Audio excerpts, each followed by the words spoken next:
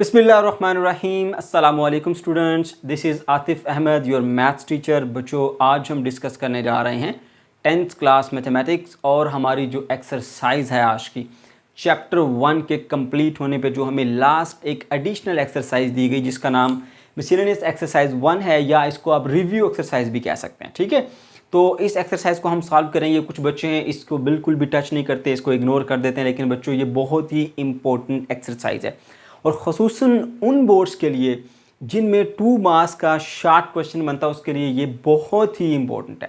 क्योंकि इस चैप्टर में क्वेश्चन बहुत बड़े बड़े हैं, तो 2 मार्क्स के लिए बहुत कम क्वेश्चन अवेलेबल होते हैं जो कि सूटेबल हों। तो यहाँ पर छोटे क्वेश्चन दिए जाते हैं जिनको आसानी से 2 मार्क्स के लिए पेपर में दिया जा सकता है। इसके अलावा जो क्वेश्चंस ऑब्जेक्टिव्स होते हैं, एक तो यहाँ पर दिए भी गए हैं। ठीक है, यहाँ से एमसीक्यूज़ बनते हैं, यहाँ पे फिल इन द ब्लैंक्स दी गई हैं। ठीक है, इनमें से भी एमसीक्यूज़ बनते हैं और ये जो क्वेश्चन दिए गए इन क्वेश्चंस के भी एमसीक्यूज़ बन सकते हैं। तो इसलिए ये एक्सरसाइज बहुत ज़्यादा इंपॉर्टेंट होती है, तो आपने बहुत अच्छे तरीके से इसको सीखना है। ओके, चलिए स्टार्ट करते हैं। स्टार्ट करने से पहले अगर अभी तक आपने हमारा चैनल सब्सक्राइब नहीं किया तो जल्दी से इसको सब्सक्राइब कर दें और बेल आइकन का बटन प्रेस कर दें ताकि हमारी तमाम आने वाली वीडियोज़ के नोटिफिकेशन आपको मिलते रहें। चलिए स्टार्ट करते हैं। सबसे पहले हम बात करेंगे जी ऑब्जेक्टिव्स के। तो बच्चों, ऑब्जेक्टिव में नंबर 1 पे जो हमारे पास क्वेश्चन है वो क्या है? Standard form of quadratic equation. Quadratic equation की स्टैंडर्ड फॉर्म के 4 ऑप्शन दिए गए हैं। bx plus C ax square is equal to bx, ax square plus bx plus C is equal to 0, ax square is equal to 0। तो बच्चों, आपको पता है क्वाड्रेटिक इक्वेशन हमारे पास एक ऐसी इक्वेशन होती है जिसमें वेरिएबल की हाईएस्ट पावर 2 होती है। ठीक है, पहली बात। ठीक है, और जो स्टैंडर्ड फॉर्म है वो आपको याद रखनी पड़ेगी। वो क्या होती है? आपके पास ax का square plus bx plus C is equal to 0। इसके अंदर 3 टर्म्स होती हैं। पहली टर्म जिसमें हाईएस्ट पावर जो होती है वेरिएबल की 2 होती है, उसके बाद एक टर्म जिसमें हाईएस्ट पावर वेरिएबल की 1 होती है, और उसके बाद फिर एक कांस्टेंट टर्म होती है और इक्वल टू 0। तो 1 2 3 टर्म्स आपके पास पूरी होगी। तो ये आपके पास जो फॉर्म दी हुई है ये आपकी स्टैंडर्ड फॉर्म है, आपको याद रखनी पड़ेगी। ठीक है, तो आपका ये ऑप्शन बी जो है ये करेक्ट ऑप्शन है। ओके, उसके बाद हम क्वेश्चन नंबर 2 पर आते हैं। The number of terms in the standard quadratic equation. ये जो आपको दी गई है ना स्टैंडर्ड क्वाड्रेटिक इक्वेशन, इसके अंदर नंबर ऑफ टर्म्स कितनी है? तो बच्चों मैं बताता हूँ आपको कितनी टर्म्स हैं। ये देखिए, पहली टर्म ax का स्क्वायर, दूसरी टर्म bx और तीसरी टर्म c। टर्म कहाँ से शुरू होती है? जहाँ से प्लस माइनस आएगा वहाँ से नई टर्म। अब देखिए, ये सारी एक टर्म है, आगे प्लस आ गया नई टर्म शुरू हो गई, फिर आगे प्लस आ गया नई टर्म शुरू होगी, 1 2 और ये 3 हमारे पास टर्म होती हैं। ठीक है, तो यहाँ पे ऑप्शन में आपके पास ये ऑप्शन सी जो है ये करेक्ट ऑप्शन है। इसमें 3 हमारे पास टर्म्स होती हैं। ओके, उसके बाद क्वेश्चन नंबर 3 पे आ जाए। The number of methods to solve the quadratic equation. कितने मेथड होते हैं इक्वेशन को सॉल्व करने के? ठीक है, तो ये हमारे पास 3 मेथड होते हैं। कैसे आपने सीखा है? नंबर 1 मेथड क्या था? फैक्टराइजेशन। नंबर 2 मेथड क्या था? Bye completing square method. ठीक है, and number 3 by using the quadratic formula. ये 3 मेथड थे जो कि आपने सीखे। ठीक है, तो इसलिए आप 3 को सिलेक्ट करेंगे यहाँ पर। उसके बाद नंबर 4 पे आ जाएं। The quadratic formula. Quadratic formula है क्या? बच्चों, ये फार्मूला आपको बहुत अच्छे से याद होना चाहिए क्योंकि क्वेश्चंस को सॉल्व करते हुए भी आपने इसको अप्लाई करना है। ठीक है, तो जो क्वाड्रेटिक फार्मूले का जो सही है हमारे पास जो ऑप्शन वो कौन सा जी? हमारे पास ये ऑप्शन ए है, -b प्लस माइनस b का square minus 4ac divided by 2a। ठीक है, तो ये हमारे पास इसका करेक्ट ऑप्शन है। अगर यहाँ पर देखें तो शुरू में माइनस नहीं है, ये मिस्टेक है। ठीक है, यहाँ पर देखें तो ये इसमें यहाँ पर प्लस आया हुआ, ये मिस्टेक है। ठीक है, इसके अलावा यहाँ पर भी देखें तो स्टार्टिंग में माइनस नहीं है, इसलिए ये तीनों गलत हैं और ये वाला फार्मूला हमारा ठीक है। तो फार्मूले को आपने याद रखना है। वैसे तो हम इसको ड्राइव भी कर सकते हैं, लेकिन जब ऑब्जेक्टिव में ऐसे क्वेश्चन आएगा तो वहाँ पे आपके पास इतना टाइम नहीं होता कि आप इसको ड्राइव कर सकें, तो आपको याद होना चाहिए ये। ठीक है, ओके, तो चलते हैं जी क्वेश्चन नंबर 5 के ऊपर। 2 linear factors of this question are given. अब ये हमारे पास क्वेश्चन दिया गया ये हमारे पास, ठीक है, और इसके 4 ऑप्शन दिए गए, इसको फैक्टराइज करना हमने। ठीक है, तो अब इनमें से कौन सा ऑप्शन सही है? अब आप जो है वो क्या करना शुरू हो जाते हैं, आप इसको फैक्टराइज करना स्टार्ट कर देते हैं। हमारे पास इतना टाइम नहीं होता कि हम इसको फैक्टराइज करके आंसर निकाल के फिर बताएं। ठीक है, तो मैं आपको आसान सा तरीका बताता हूँ। यहाँ पर एक नंबर लिखा हुआ 56 और यहाँ पर लिखा हुआ ये 15, यहाँ पर 1। ओके, तो अब आपने क्या करना है, ये 1 को इससे मल्टीप्लाई करेंगे 56 मिलेगा ना। अब आपने यहाँ पर इनके ये नंबर्स देखने हैं, कौन से ऐसे दो नंबर्स हैं कि जिनको मल्टीप्लाई करने से 56 मिले आपको प्लस का, और उनको ऐड करने से माइनस का 15। तो आप सारों को ट्राई करें, तो आपको जो ऑप्शन मिलेगा वो ये वाला ऑप्शन मिलेगा। देखिए -7 और -8 अगर आप ऐड करेंगे तो माइनस का 15 मिलेगा। -7 को -8 से मल्टीप्लाई करेंगे तो आपको प्लस का 56 मिल जाएगा, है ना। तो इस तरह से आप बड़ी आसानी के साथ इस क्वेश्चन को टेस्ट कर सकते हैं, ठीक है, बिना आप लंबी चौड़ी कैलकुलेशन किए और ऑब्जेक्टिव में अपना टाइम वेस्ट किए। इजी इस ट्रिक के साथ आप कर सकते हैं, ठीक है। तो इसको रट्टा मारने की बजाय हम इस ट्रिक से करेंगे। इस नंबर को देखेंगे, ये 56 है, इस नंबर को देखा ये -15 है, ठीक है। तो आपने देखना है कि भाई यहाँ पर जो है वो ये वाला -7 है, ये वाला -8, इन दोनों को ऐड करें तो -15 मिल जाता है, इन दोनों को मल्टीप्लाई करो तो प्लस का 56 मिल जाता है, ठीक है। तो इस तरह ये जो क्वेश्चन है इसको आप रटा मारने की बजाय, ये याद रखने की बजाय आसानी से इस तरह से पहचान सकते हैं। उसके बाद क्वेश्चन नंबर 6 पे आ जाए, ठीक है। अब इसका जो राइट ऑप्शन है वो कौन सा वाला है जी हमारे पास, ये ऑप्शन सी है, ठीक है। ओके, उसके बाद फिर हम आते हैं जी नेक्स्ट क्वेश्चन नंबर 6 के ऊपर। An equation which remains unchanged when x is replaced by 1/x is called. अब ये डेफिनेशन मैंने आपको सिखाई थी जब रेसिप्रोकल इक्वेशन की पढ़ी थी, कि अगर एक वेरिएबल को उसके रेसिप्रोकल से बदल दिया जाए एक इक्वेशन के अंदर और वो इक्वेशन सेम रहे, उसमें कोई चेंज ना आए, तो ऐसी इक्वेशन को हम रेसिप्रोकल इक्वेशन कहते हैं, ठीक है। तो यही बात यहाँ पर लिखी हुई है डेफिनेशन, कि ऐसी इक्वेशन, ठीक है, जो कि अनचेंज रहे, उसमें कोई चेंज ना आए, when x is replaced by 1/x, यानी एक वेरिएबल को उसके रेसिप्रोकल यानी 1/x से बदल दिया जाए, x को बदल दो 1/x के साथ, लेकिन इक्वेशन में कोई फर्क ना आए, वो सेम रहे, तो ऐसी इक्वेशन को हम क्या बोलते हैं, रेसिप्रोकल इक्वेशन। तो हमारे पास रेसिप्रोकल इक्वेशन का जो ऑप्शन है वो यहाँ पे बी ऑप्शन है, तो आप इस पे टिक कर लेंगे, ठीक है बच्चों। अब मैंने इसको प्रूव करना भी सिखाया था आपको कि किस तरह से एक इक्वेशन के अंदर जब आप x को 1/x से रिप्लेस करते हैं तो हमारे पास वो इक्वेशन जो है वो अनचेंज रहती है, वो सेम रहती है, ठीक है। अगर आप चाहें तो वो भी देख सकते हैं। ओके, फिर हम आ जाते हैं जी क्वेश्चन नंबर 7 के ऊपर।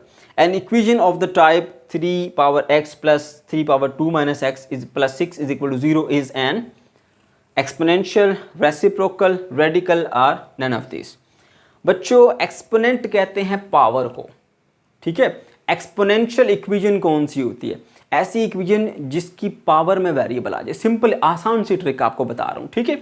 ये देखो यहाँ पर 3 की पावर क्या है, x है, तो जो वेरिएबल है वो किस में आया हुआ, वो पावर में आया हुआ है, ठीक है। तो नंबर की पावर में जब वेरिएबल आ जाएगा तो आप फौरन से इसको गैस कर लेंगे, ये हमारे पास एक्सपोनेंशियल इक्वेशन, ठीक है। ट्रिक याद रखें, क्या ट्रिक है कि पावर के अंदर वेरिएबल आ जाएगा।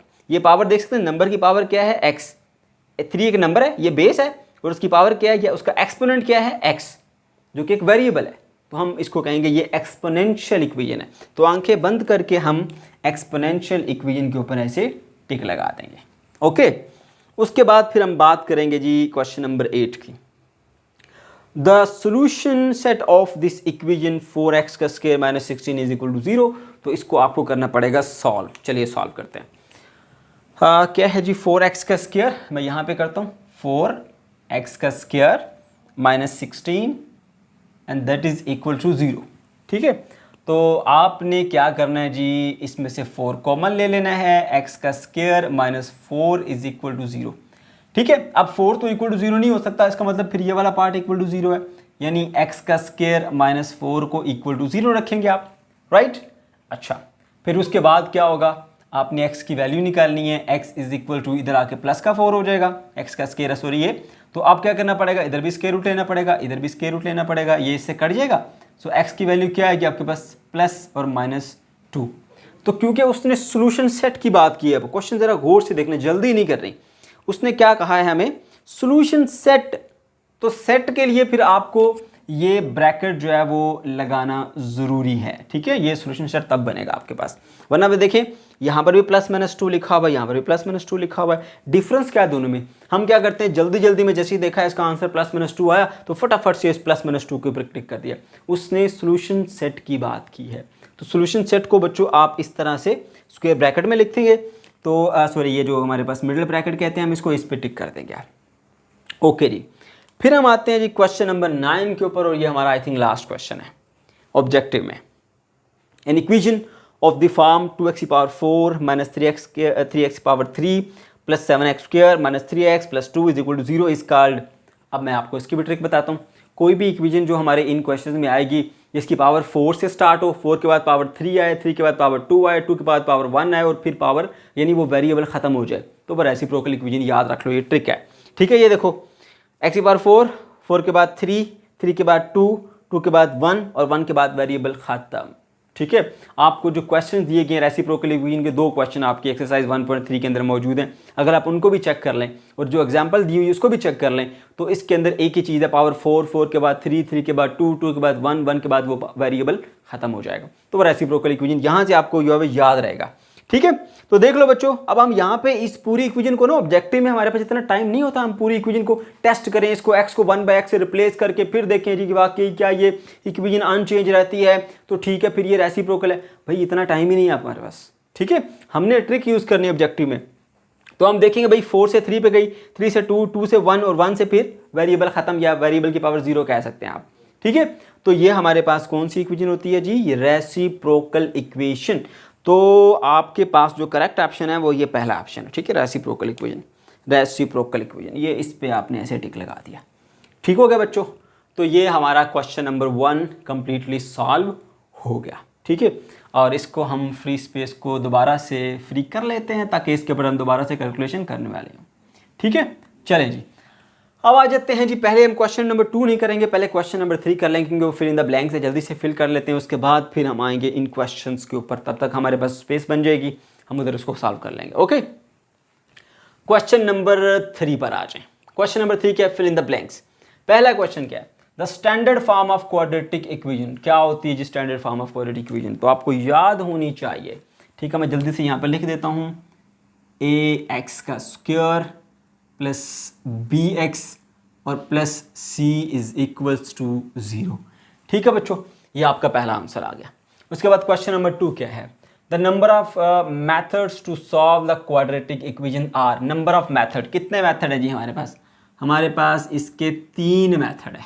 कौन कौन सा बता चुका हूँ पहले भी। Number 1 factorization, number 2 completing square method, और नंबर 3 हमारे पास by using the quadratic formula. ठीक है, 3 मेथड है। तो 3 मेथड आप लिख दें, बेशक आप उसमें साथ नाम भी लिख दें, मेरे पास स्पेस कम है तो मैंने 3 लिख दिया, आप तीनों का नाम भी लिख सकते हैं। ओके, उसके बाद फिर नेक्स्ट क्या आता है, the name of the method to drive the quadratic formula. अब उस मेथड का नाम बताओ जिस मेथड से हमने क्वाड्रेटिक फार्मूला ड्राइव किया। तो बच्चों अगर आप एक्सरसाइज नंबर 1 के बाद सेकंड पर आते हैं, ठीक है, सेकंड पे आते हैं, तो हमारे पास जो है वो पहला क्वेश्चन जो पहली एग्जांपल दी गई है ना, वहाँ पर क्या हुआ, एक general form of quadratic equation ली जाती है और उसको फिर by using the completing square method इस्तेमाल करते हुए उसका आंसर निकाला जाता है और हमें वो क्वाड्रेटिक फार्मूले की सूरत में मिलता है। ठीक है, तो हम जो मेथड यूज़ करते हुए क्वाड्रेटिक फार्मूला हासिल करते हैं वो मेथड है कंप्लीटिंग स्क्वायर मेथड। ठीक है, तो अगर स्पेस कम है तो मैं चलें शॉर्ट लिख देता हूँ।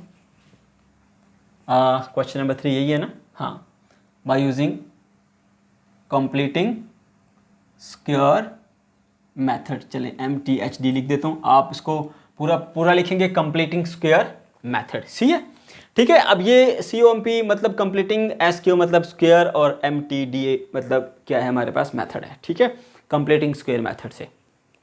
ओके, तो ये चीज़ मैंने आपको बता दी। ये बच्चों एक बड़ा इंपॉर्टेंट क्वेश्चन है और कुछ बोर्ड्स के अंदर इसको प्रूव करने के लिए भी आपसे कहा जा सकता है। ठीक है, तो हम कैसे प्रूव करेंगे इसको, जो जनरल फॉर्म ऑफ जो standard form of quadratic equation होती है ax² plus bx plus c, इस इक्वेशन को लेकर इसको आप सॉल्व करेंगे bye using the completing square method, और उसका जो आंसर आएगा ना आपके पास, वो answer in the form of quadratic formula आएगा, वहाँ से मिला हमें क्वाड्रेटिक फार्मूला। ठीक है, तो याद रखना, बोलना नहीं है इसको।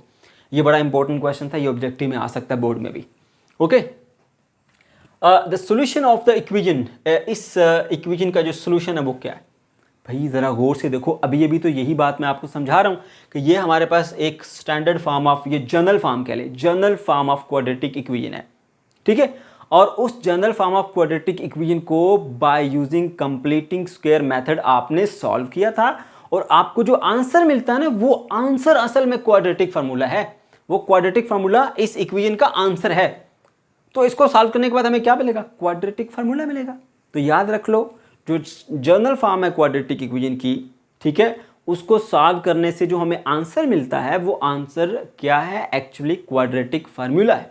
ठीक है, तो बच्चों आप यहाँ पर लिख लोगे उसका आंसर कि लेट्स सपोज x इसमें इस्तेमाल हुआ, x is equals to minus B plus minus, फिर यहाँ पे लिखोगे b का स्क्वायर माइनस 4ac और डिवाइडेड बाय 2a। ठीक है, ये आएगा हमारे पास इसका आंसर। ओके, बात समझ आ गई? राइट। उसके बाद नेक्स्ट पर आते हैं, the solution set of 25x का square minus 1 is equal to 0। इसका सोल्यूशन सेट क्या होगा? तो चलिए इसको सॉल्व करना पड़ेगा।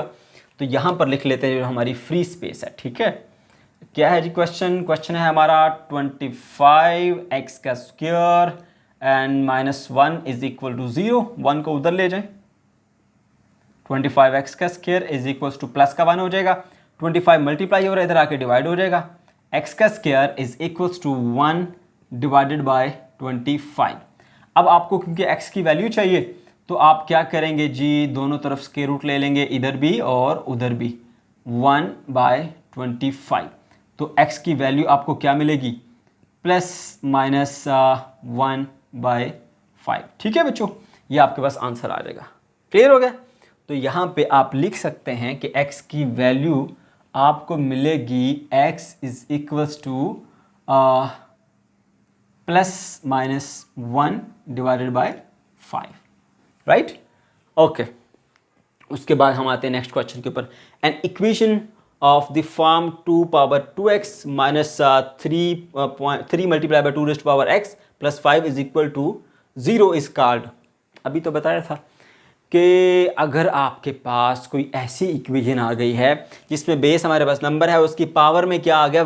जो वेरिएबल आ गया। पावर यानी एक्सपोनेंट में अगर वेरिएबल आ गया तो ये हमारे पास एक्सपोनेंशियल इक्वेशन बन जाएगी। पावर में अगर वेरिएबल आ जाएगा, जैसे आप देख सकते हैं बेस ये नीचे 2 है, एक नंबर है, उसकी पावर या उसका एक्सपोनेंट क्या है? 2x। तो x क्या है? वेरिएबल है, जो कि एक्सपोनेंट में या पावर में आया हुआ। तो जब जब एक्सपोनेंट में वेरिएबल आएगा तब हम बोलेंगे ये क्या है? Exponential equation. तो आप लिख सकते हैं जी, अब यहाँ पर स्पेस थोड़ी सी कम है, चलिए कोशिश करते हैं शॉर्ट सा हम लिख देते हैं जी, एक्सपोनेंशियल। ठीक है, एक्सपोनेंशियल इक्वेशन। राइट? ओके, उसके बाद नेक्स्ट आगे चलते हैं जी। The solution set of this equation, इस इक्वेशन का हमने सोल्यूशन सेट निकालना है, तो हम स्पेस को पहले फ्री कर लेते हैं जी। ये हमारी स्पेस आ गई। ओके, इसकी जगह पे हम लिखेंगे x का स्क्वायर, माइनस 9 ब्लू से लिखेंगे ताकि आपको फ़र्क नज़र आए। x का स्क्वायर माइनस का 9 इज इक्वल टू 0 है, तो सिंपली आपने क्या करना है? 9 को उधर ले जाना है, x is equals to plus का 9 हो जाएगा। ठीक है, और आपको x की वैल्यू चाहिए, स्क्वायर रूट लें दोनों तरफ, x का स्क्वायर इधर भी और इधर भी स्क्वायर रूट ले लिया, ये इससे कट जाएगा, x is equals to plus minus 9 का स्क्वायर रूट क्या होता है आपके पास? 3। तो ये आपके पास आ जाता है आंसर। ओके, तो सॉल्यूशन सेट की बात की गई है। अब अगर सॉल्यूशन सेट की बात की गई है तो फिर आप इसका आंसर जो है वो ऐसे लिख देंगे जी, मिडिल ब्रैकेट के अंदर। ये अगर देखा जाए ऊपर वाले क्वेश्चन में भी हमें सॉल्यूशन सेट पूछा गया था, चलिए उसका आंसर भी हम ऐसे इसको ब्रैकेट में कर देते हैं। ठीक है, ओके जी। तो यहाँ पर भी सॉल्यूशन सेट पूछा गया, तो सॉल्यूशन सेट आपके पास क्या आएगा? Plus and minus 3।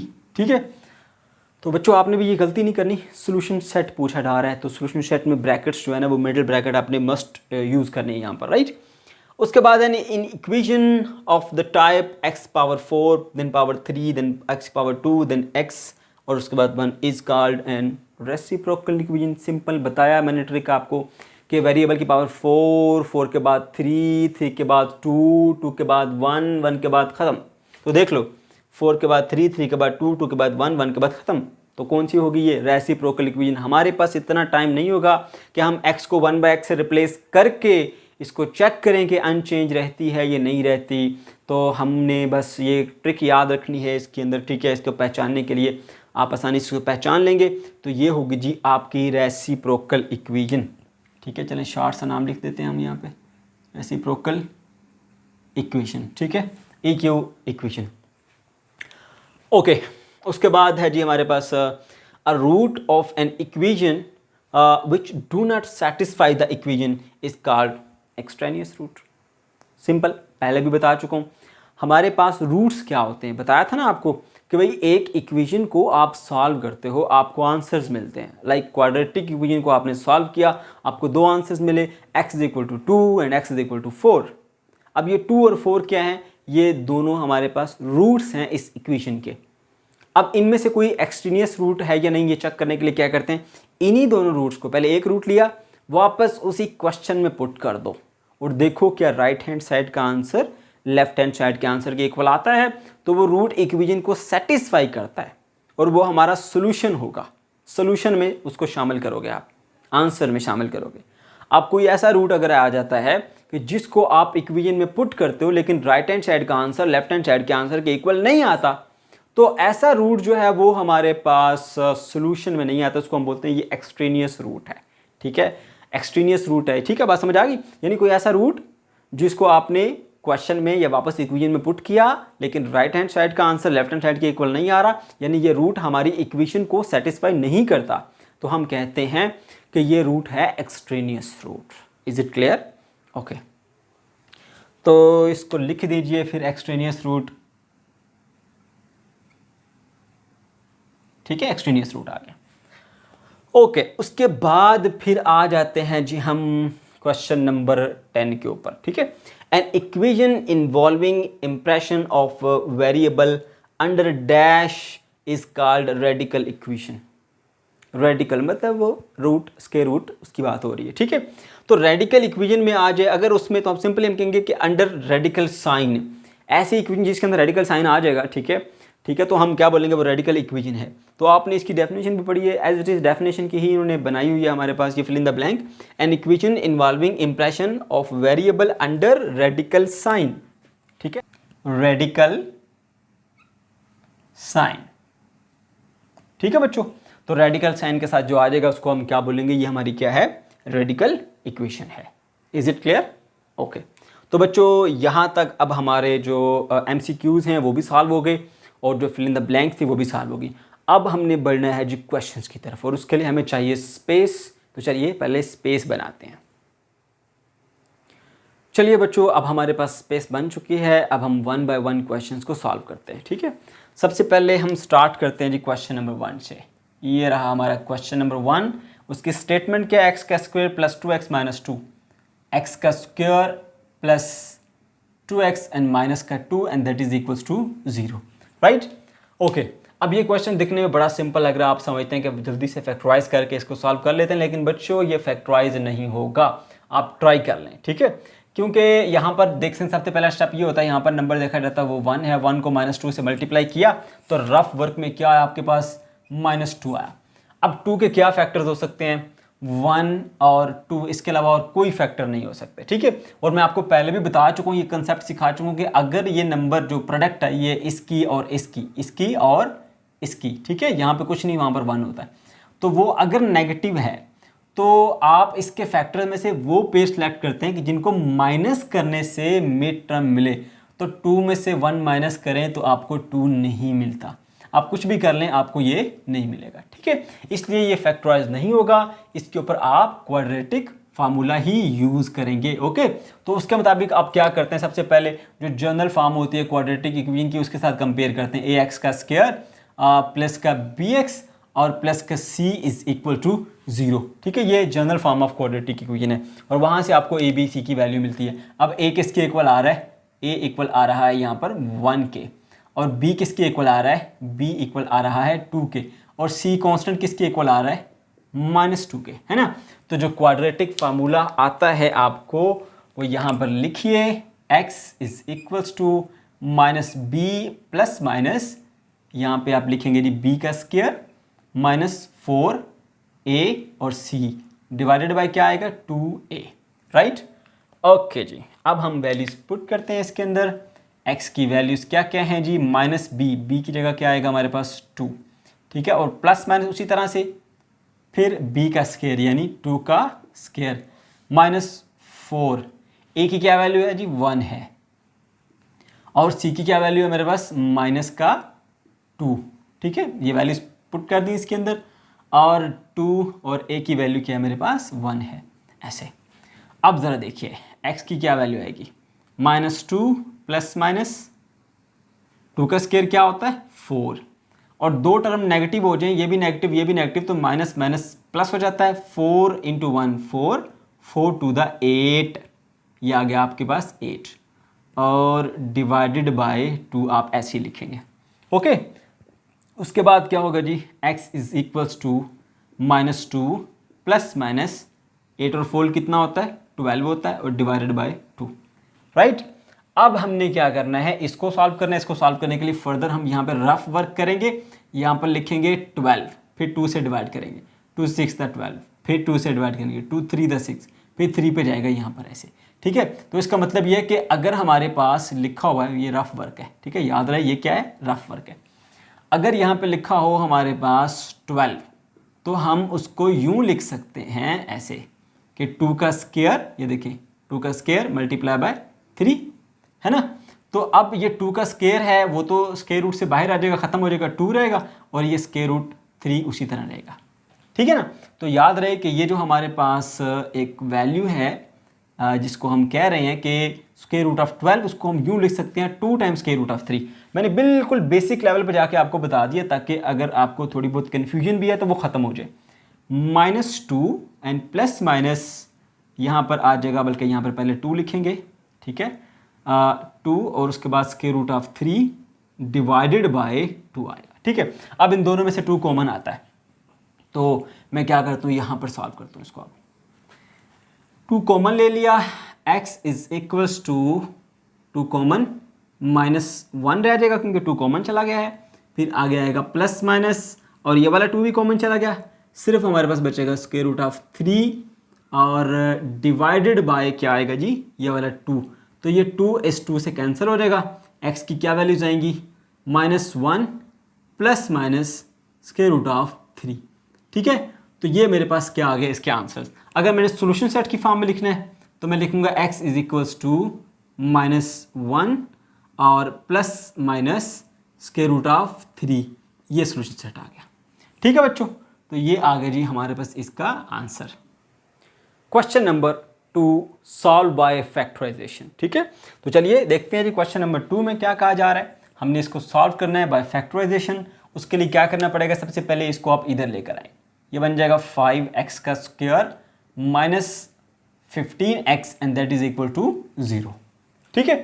अच्छा, तो अब हमने फैक्टर्स बनाने हैं, तो क्या करेंगे जी, इसमें 5 है इसमें 15 है, 5 1 द 5, 5 3 द 15, तो 5 का टेबल दोनों पे जाता है, 5 कॉमन आ जाएगा। इसमें 2x पड़े हुए हैं, x मल्टीप्लाई बाय x, और इसमें 1x पड़ा हुआ है, तो दोनों में से एक x भी कॉमन आ जाएगा। तो आप ऐसा करें, यहाँ से 5 कॉमन ले लें और साथ में क्या कॉमन ले लें, x भी कॉमन ले लें, तो क्या रह जाएगा 5 कॉमन चला गया, x का स्क्वायर था, एक x कॉमन चला गया तो एक x बाकी रह गया, माइनस 5 1 द 5, 5 3 द 15 होता है, तो यहाँ पर 3 आएगा, एक ही x था वो कॉमन चला गया, इज इक्वल्स टू 0। तो ये हमारे पास फैक्टर्स बन गए, ठीक है। फैक्टर्स मतलब ये देखिए, यहाँ पे आप देख सकते हैं कि 5x जो है उसको आप मल्टीप्लाई करेंगे x माइनस 3 के साथ, तो आपको ये मिल जाएगी। तो ये क्या है, इसके दोनों फैक्टर्स हैं, फैक्टराइज कर लिया। अब हमने इसकी वैल्यूज फाइंड करनी है। अब पहले क्या करेंगे जी, 5x को आप इक्वल टू 0 रखेंगे और दूसरी जानिब आपने x माइनस 3 को इक्वल टू 0 रख देना है। तो यहाँ पर x इधर ही रहेगा, 0 डिवाइडेड बाय 5, तो एनीथिंग डिवाइडेड बाय 0 क्या आंसर आएगा 0, ठीक है। और यहाँ पर देखें अगर आप, तो x की क्या वैल्यू आएगी, प्लस का 3 बन जाएगा, इधर माइनस का 3 था, इधर आके प्लस का 3 बन जाएगा, राइट। तो अगर हमें सोल्यूशन सेट में कहा जाए तो हम सोल्यूशन सेट में इसका आंसर यूँ लिखेंगे, x इज इक्वल्स टू 0 और ये प्लस का 3, ठीक है बच्चों। क्वेश्चन नंबर 3 पे आ जाए। अब बच्चों क्वेश्चन नंबर 3 में कहा जा रहा है राइट इन स्टैंडर्ड फॉर्म, इसको standard form of quadratic equation में आपने लिखना है, ओके। तो क्वेश्चन मैंने यहाँ पे नोट कर लिया। सबसे पहले हमें ये पता होना चाहिए कि स्टैंडर्ड फॉर्म है क्या। बच्चों जो स्टैंडर्ड फॉर्म है, एक मैं जनरल फॉर्म लिख देता हूँ, ए एक्स का square plus b x plus C is equal to 0, इस फॉर्म में लेके आना है। यानी पहले आपके पास एक्स के स्क्वायर वाली टर्म हो, फिर एक्स वाली टर्म हो, फिर बिना एक्स और उसका इक्वल टू 0 भी होना चाहिए, राइट। ये होती है हमारे पास स्टैंडर्ड फॉर्म। ओके, अब इस क्वेश्चन को हमने स्टैंडर्ड में लेके जाना है। क्या किया जाएगा बच्चों, क्वेश्चन को देख के ही स्टेप्स का आइडिया हो जाता है कि हमने क्या करना है। ये क्या एक फ्रैक्शन है, ये क्या एक फ्रैक्शन है, बीच में क्या लिखा हुआ प्लस। तो जब भी फ्रैक्शन के दरमियान प्लस या माइनस होता है तो वहां पर आपको एलसीएम ही लेना पड़ता है, उसके अलावा कोई और ऑप्शन है ही नहीं, ठीक है। तो क्या करेंगे, हम यहाँ पर एलसीएम लेंगे। अगर आपको एलसीएम देना आता है वेल एंड गुड, और अगर एलसीएम देने में कुछ कन्फ्यूजन है तो उसका आसान तरीका बताता हूँ। इस वाले टर्म को इधर मल्टीप्लाई कर दो, ठीक है, ये बन जाएगा एक्स माइनस 4, सेंटर में प्लस लिखा हुआ है, प्लस लिख दो। इस वाली पूरी ब्रैकेट को उधर मल्टीप्लाई कर दो, ये बन जाएगा x प्लस 4। तो एलसीएम देने से भी आपको ऐसा ही रिजल्ट मिलेगा, ठीक है। और नीचे वाले दोनों को आपस में मल्टीप्लाई कर दो, यानी x प्लस का 4 इंटू एक्स माइनस का 4। ओके, तो अब यहाँ पर आपने एक फार्मूला पढ़ा होगा, पहले वो बताता हूँ फिर सॉल्व करते हैं हम इसको आगे। a minus b into a plus b is equals to a square minus b square, ये फार्मूला होता है, ठीक है। तो बच्चों अब हम क्या करेंगे, इसको सॉल्व करेंगे और फार्मूला भी अप्लाई करना है। प्लस का 4 माइनस का 4 आपस में कट जाएंगे। एप्पल प्लस एप्पल 2 एप्पल होता है, तो x प्लस एक्स क्या हो जाएगा आपके पास, इसको पहले लिखो 2x हो जाएगा, ठीक है। x प्लस एक्स 2x, ठीक है। और डिवाइडेड बाय देखो a plus b into a minus b क्या होता है, a का स्क्वायर माइनस b का स्क्वायर। तो a क्या है हमारा x का स्क्वायर, माइनस b क्या है हमारा 4, तो 4 का स्क्वायर क्या होगा 16 इज इक्वल्स टू 3। समझ गए। अब क्या करना है जी, इसको ये जो डिवाइड हो रहा है पोर्शन इसको उधर जाके मल्टीप्लाई कर दें, इधर आ जाएगा 2x and 2x is equals to 3 multiply by x का स्क्वायर माइनस 16। अब ये पूरी ब्रैकेट 3 से मल्टीप्लाई हो रही है, तो इस ब्रैकेट के अंदर दो पार्ट है, दोनों से 3 मल्टीप्लाई होगा, ये मिल जाएगा आपको 3x का square minus 48 is equals to 2x, right. अब क्या करना है आपको, इसको भी उधर ले जाना ताकि ये सब टर्म एक तरफ हो जाए, इधर 0 रह जाएगा। 3x का स्क्वायर माइनस 2x और माइनस 48 हो जाएगा, राइट। ओके, अब बच्चों याद रखो कि इक्वेशन की अगर तमाम या कंप्लीट जो राइट हैंड साइड है उसको लेफ्ट से बदल दिया जाए कंप्लीटली, बाय पार्ट नहीं कि एक पार्ट दो पार्ट लेके जा रहे, कंप्लीटली, तो कोई साइन चेंज नहीं होता। हम ये कर सकते हैं। तो मैं इस साइड को उधर ले जाता हूँ, उस साइड को उधर ले जाता हूँ कंप्लीटली, तो कोई फ़र्क नहीं पड़ सकता, मैं इस तरह कर सकता हूँ। 3x का स्क्वायर माइनस 2x और माइनस का 48 इज इक्वल्स टू 0। 0 इधर की बजाय मैंने इधर लिख दी, राइट। तो ये हमारे पास standard form of quadratic equation बन चुकी है। आप देख लीजिए यहाँ पर जो है वो हमारे पास सबसे पहले x के स्क्वायर वाली टर्म होती है, उसके बाद फिर x वाली टर्म ये आ गई, फिर कॉन्स्टेंट टर्म ये आ गई, फिर इक्वल तो इक्वल आ गया, फिर 0 तो 0 आ गया, ठीक है बच्चों। तो ये हमारा इसका आंसर आ गया, राइट। आगे बढ़ते हैं, क्वेश्चन नंबर 4 पे आ जाए। Right the name of the method for solving a quadratic equation. 3 he method हमने सीखे हैं, जल्दी से नोट कर लीजिए। नंबर 1 क्या है हमारे पास, completing square method. Number 2 factorization method, and number 3 by using the quadratic formula. 3 method है, जल्दी से नोट कर ले अपने पास, ठीक है। ओके, नेक्स्ट क्वेश्चन क्या है जी हमारे पास, क्वेश्चन नंबर 5, ये भी सॉल्व करने वाला है, चलिए इसको सॉल्व करते हैं। क्वेश्चन नंबर 5, क्वेश्चन नंबर 5 में कहा जा रहा है सॉल्व दिस वन, ठीक है। अब मैं इसको यहाँ पर नोट कर लेता हूँ, ये लिखा हुआ है जी हमारे पास 2x minus 1/2, 2x minus 1 divided by 2 and whole square and that is equals to 9/4, 9 divided by 4। तो आपको सॉल्व करना है, सॉल्व करने का मतलब होता है कि आपने इसके अंदर मौजूद जो वेरिएबल है उसकी वैल्यू फाइंड करनी है। वेरिएबल क्या है, x वेरिएबल है, ठीक है। तो x की वैल्यू फाइंड करने के लिए इसको सेपरेट करना पड़ेगा, और सेपरेट करने के लिए उसके साथ से ये सब चीज़ें रिमूव करनी पड़ेंगी। तो सबसे पहला काम क्या करोगे, इस स्क्वायर को रिमूव करोगे। कैसे करते हैं, स्क्वायर रूट लेकर।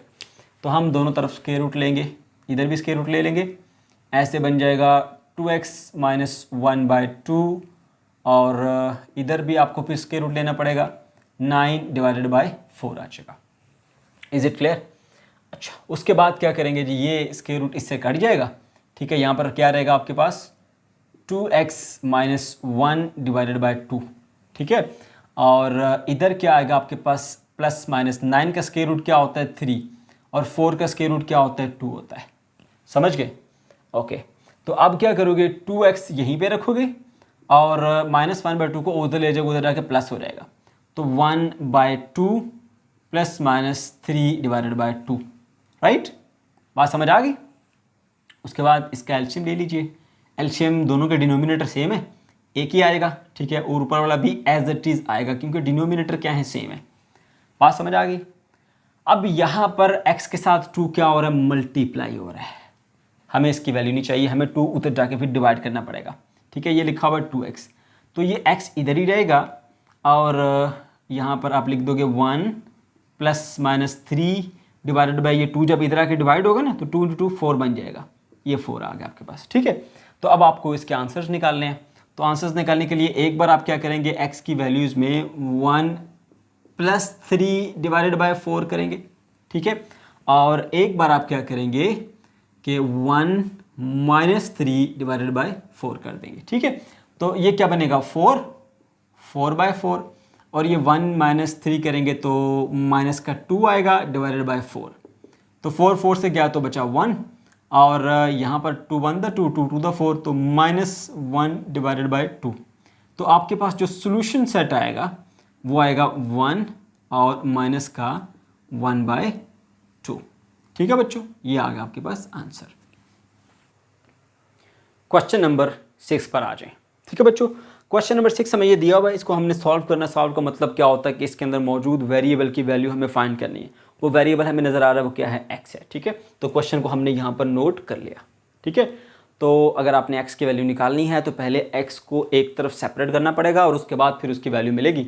तो उसके लिए क्या करना पड़ेगा, सबसे पहले ये स्क्वायर रूट रिमूव करेंगे तो x एक तरफ सेपरेट होगा, तो आपने दोनों तरफ स्क्वायर ले लेना है, ठीक है। 3x + 18 है, इधर भी स्क्वायर ले लें और इधर x का स्क्वायर ले लें, ये बन जाएगा x का स्क्वायर और इसका स्क्वायर रूट से कैंसिल हो जाएगा 3x + 18। तो बच्चों आपको एक क्वाड्रेटिक इक्वेशन की फॉर्म में ये बनती दिखाई दे रही है। दोनों को उधर ले जाओ, ठीक है, ये बन जाएगा, इधर 0 रह जाएगा, x का स्क्वायर माइनस का 3x और माइनस का 18, ठीक है। ये 3x प्लस का था, इधर आके माइनस का हो गया, ये प्लस का 18 इधर आके माइनस का 18 हो गया, राइट, ओके। तो अब आप क्या करोगे, पूरी की पूरी लेफ्ट हैंड साइड को पूरी की पूरी राइट हैंड साइड से बदल दोगे, कोई साइन चेंज नहीं होगा। आपके पास इक्वेशन बन जाएगी x का स्क्वायर माइनस 3x और माइनस का 18 and that is equal to 0, ठीक है। अब आप चाहो तो फैक्टराइज कर सकते हो, चेक कर लेते हैं, अगर फैक्टराइज हो जाए तो आसानी से हमारा क्वेश्चन जो है वो सॉल्व हो जाएगा, नहीं तो फिर हम क्वाड्रेटिक फार्मूले की तरफ जाएंगे।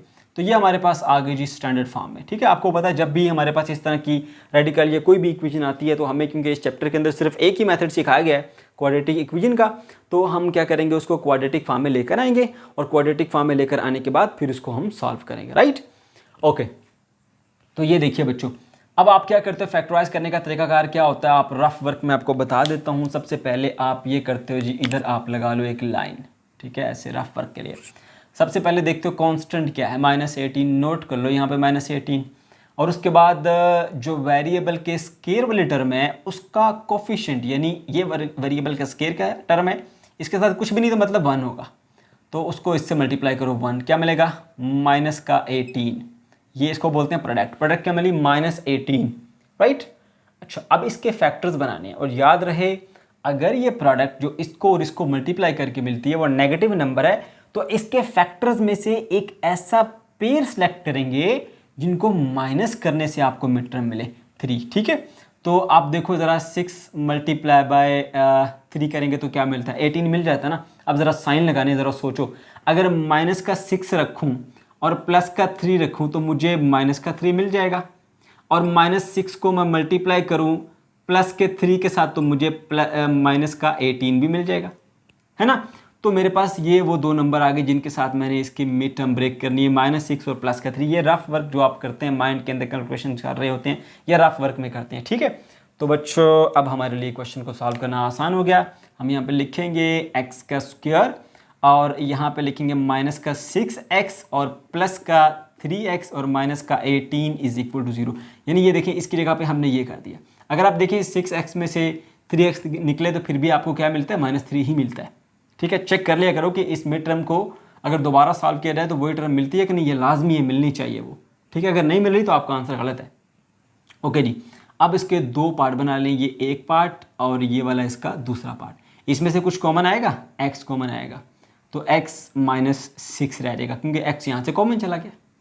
यहाँ से कुछ कॉमन आएगा, 3 कॉमन आएगा, प्लस का 3 कॉमन आ गया तो x और माइनस का 6 आ जाएगा इज इक्वल टू 0, क्योंकि 3 6 18 होता है, राइट।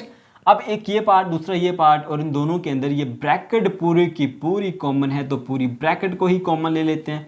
ये ब्रैकेट पूरी चलेगी कॉमन, तो कॉमन लेने के बाद क्या बचा, यहाँ पर x बचा और प्लस यहाँ पर 3 बचा, ये भी कॉमन चला गया, दैट इज इक्वल टू 0, ठीक है।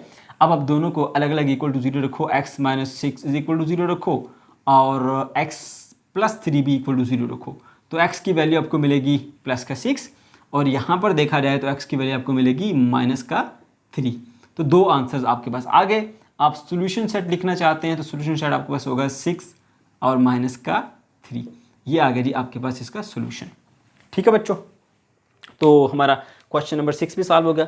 अब उसके बाद रहती हैं जी डेफिनेशंस। ये हम वैसे तो एक एक चीज़ को बड़ी डिटेल से एक्सप्लेन कर चुके हैं, लेकिन जस्ट यहाँ पर आपको थोड़ा सा गाइड कर देता हूँ और जो डेफिनेशन होती है वो आपको स्क्रीन पे शो कर देता हूँ ताकि आप पेपर में आसानी से उसको नोट कर सकें। तो सबसे पहले हम बात करेंगे जी क्वाड्रेटिक इक्वेशन की। ये तो बार बार हम देख चुके हैं, बार बार डिस्कस कर चुके हैं भाई। हमारे पास एक ऐसी इक्वेशन जिसमें वेरिएबल की हाईएस्ट पावर क्या हो, 2 हो, उसको हम क्या बोलते हैं, क्वाड्रेटिक इक्वेशन। उसकी जनरल फॉर्म भी डिस्कस कर चुके हैं, उसको सॉल्व करने के मेथड्स भी सीख चुके हैं, ये सब चीज़ें हम डिस्कस कर चुके हैं, ठीक है। नंबर 2 पे आती है हमारे पास रेसिप्रोकल इक्वेशन।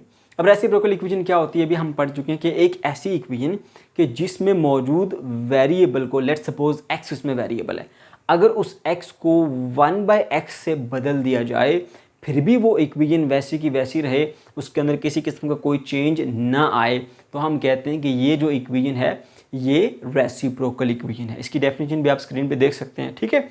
उसके बाद फिर हम बात करते हैं जी definition of exponential equation. Exponential equation भी हम देख चुके हैं कि अगर एक्सपोनेंट में हमारे पास वेरिएबल आ जाएगा, जिस इक्वेशन के एक्सपोनेंट में यानी उसके पावर में वेरिएबल आ जाएगा, ये वेरिएबल मतलब ये जो एक्स वाई जेड से हम डिनोट करते हैं ना, ABC XYZ, ये वेरिएबल होते हैं, ठीक है। अगर पावर में वेरिएबल आ जाएगा तो वो हमारे पास एक्सपोनेंशियल इक्वेशन कहलाएगी, ठीक है। डेफिनेशन आप स्क्रीन से नोट करेंगे। और उसके बाद लास्ट में define the radical equation. Radical equation, radical मतलब वो स्क्वायर रूट वाली जैसी टर्म होती है ना, वैसी रेडिकल। तो ऐसी इक्वेशन जिसके अंदर रेडिकल साइन आ जाएगा हम उसको बोलेंगे वो क्या है, रेडिकल इक्वेशन, ठीक है। तो ये चारों की जो एक जनरल से मैंने आपको थोड़ा सा एक्सप्लेन कर दिया, क्योंकि हम बड़ी डिटेल से इनके बारे में पहले बात कर चुके हैं, तो वीडियो लंबी ना हो जाए इसलिए मैंने इसको शॉर्ट सा डिस्क्रिप्शन बता दिया और डेफिनेशन जो है वो मैंने आपको स्क्रीन के ऊपर शो कर दिए हैं। तो बच्चों ये था हमारा आज का टॉपिक। अगर आपको कोई कन्फ्यूजन है या किसी किस्म का कोई प्रॉब्लम है तो कॉमेंट सेक्शन के अंदर आप ज़रूर पूछ सकते हैं। अल्लाह हाफिज़।